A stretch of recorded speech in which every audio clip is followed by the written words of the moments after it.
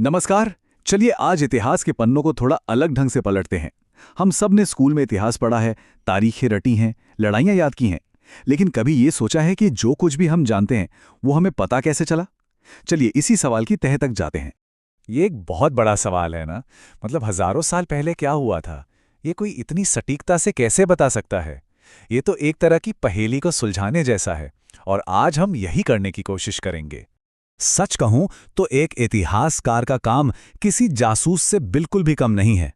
वो अतीत के बिखरे हुए टुकड़ों को, मतलब सुरागों को इकट्ठा करते हैं और फिर उन्हें एक धागे में पिरोकर एक कहानी बनाते हैं कि आखिर हुआ क्या होगा। और मजे की बात तो यह है कि हिस्ट्री या इतिहास शब्द का जो मूल मतलब है वो ही है जांच पड़ताल या खोजबीन। तो ये सिर्फ तारीखों और घटनाओं की एक लिस्ट नहीं है, बल्कि ये एक एक्टिव इन्वेस्टिगेशन है, एक खोज है। तो फिर चलिए इस जासूसी कहानी की शुरुआत करते हैं।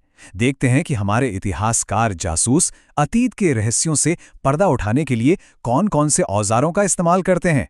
तो देखिए, किसी भी जासूस की तरह इतिहासकारों के पास भी अपना एक टूलकिट होता है। इसमें मोटे तौर पर 3 तरह के सुराग होते हैं। पहला, साहित्यिक स्रोत, यानी वो सब कुछ जो लिखा हुआ मिला है। दूसरा, पुरातात्विक स्रोत, यानी पुरानी भौतिक चीजें। और तीसरा, विदेशी वृत्तांत, मतलब बाहर से आए लोगों ने जो कुछ लिखा। हमारा पहला और सबसे सीधा साधा दिखने वाला सुराग है लिखे हुए शब्द। ये वो दस्तावेज हैं जो पुराने लोग हमारे लिए छोड़ गए। लेकिन हर दस्तावेज अपनी एक कहानी कहता है, और कभी-कभी ये कहानियां थोड़ी पेचीदा भी हो सकती हैं।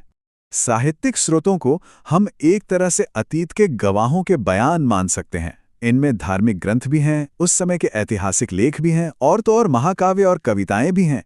ये सभी उस दौर के समाज और लोगों की सोच के बारे में हमें बताते हैं। और ये बयान भी बहुत अलग-अलग तरह के हैं। एक तरफ वेद और पुराण जैसे धार्मिक ग्रंथ हैं, तो दूसरी तरफ बौद्ध और जैन साहित्य भी हैं। और इनके साथ साथ कौटिल्य के अर्थशास्त्र जैसे ग्रंथ भी हैं जो राजनीति और समाज के बारे में बताते हैं। मतलब इन सब से मिलकर एक बहुत बड़ी तस्वीर बनती है। लेकिन सोचिए, तब क्या होता है जब लिखे हुए रिकॉर्ड्स मिलते ही नहीं, या जो मिलते हैं वो अधूरे होते हैं? तब हमारे जासूस यानी इतिहासकार दूसरे तरह के सुराग की तरफ मुड़ते हैं, और वो हैं भौतिक साक्ष्य।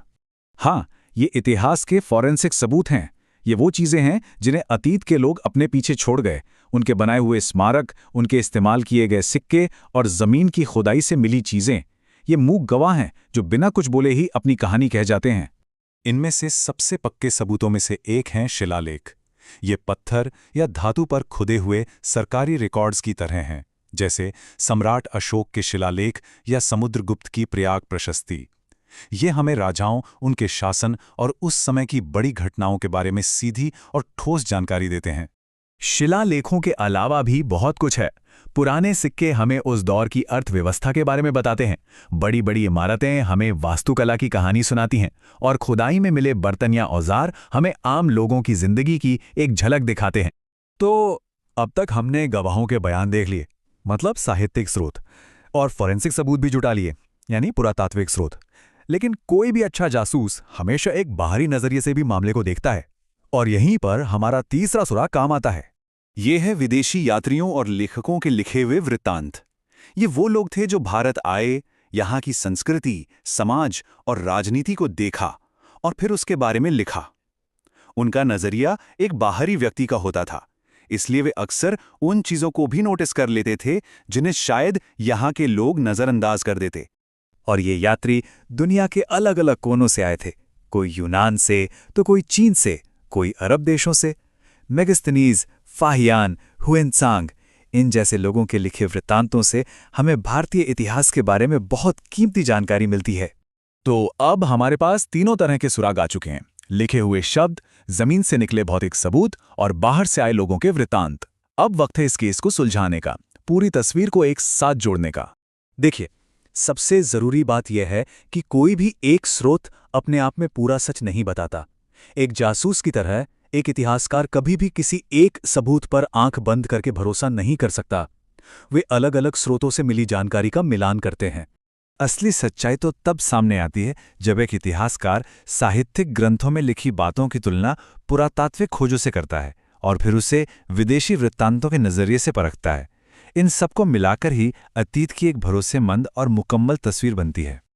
और आखिर में चलिए एक सवाल पर सोचते हैं। जैसे हम आज अतीत के सुरागों को जोड़ के एक कहानी बना रहे हैं, वैसे ही भविष्य के इतिहासकार हमारे समय को देखेंगे। जरा सोचिए, आज से 1000 साल बाद हमारे डिजिटल मैसेजेस, हमारी इमारतें, हमारी कला, इनमें से कौन सा सुराग हमारी कहानी सबसे अच्छे से बताएगा? ये वाकई सोचने वाली बात है।